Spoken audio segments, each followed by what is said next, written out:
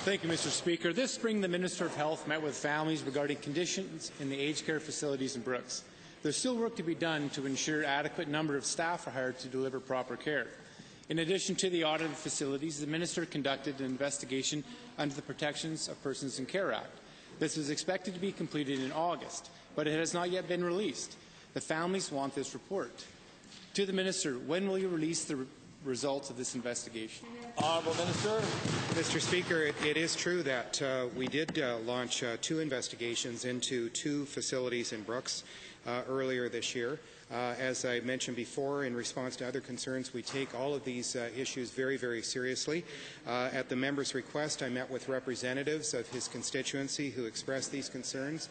We released the public inspection reports. I am awaiting the Protection of Persons in Care Act report. Under certain circumstances, Mr. Speaker, we can share most of that information. Whatever we can, we certainly will in this instance. Honourable Member. Well, thank you, Mr. Speaker, but given that the families are waiting, so as soon as you get that report, you will contact the families, I hope. And given that the main problems have been exposed and the investigation is complete, and I'm still hearing a few concerns over the staff-to-patient ratio, Minister, when will you take actions on the results of this investigation and other complaints? Honourable Minister.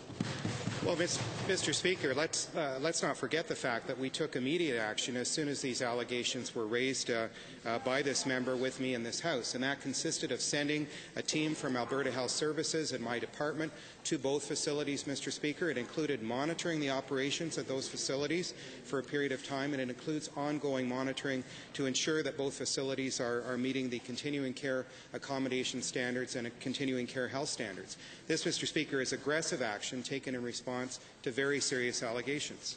Honourable Member. Well, thank you, Mr. Speaker, and that's great, because given that it took significant public pressure to facilitate a timely response on the former degrading situations, what concrete steps is this government taking to ensure complaints don't go unresolved for 3 years like they did in Brooks, so families don't have to go through the public spectacle to get quality of care for their loved ones? Honourable Minister. Well, Mr. Speaker, public spectacles aside, as we've demonstrated in this House, particularly in response to this honourable member's concerns, we act immediately upon receipt of complaints, very serious allegations, some of which were not upheld. Some of which were not upheld in this case, Mr. Speaker, but nonetheless which we take very seriously upon their presentation. Mr. Speaker, we continue to have among the most aggressive health and accommodation standards you will find in the country. We are continually improving our audit and inspection processes, and we follow up, Mr. Speaker, on the recommendations following those inspections. Thank you. The Honourable Member Grand Prairie Smoky, followed by Little Bow. Thank you, Mr. Speaker.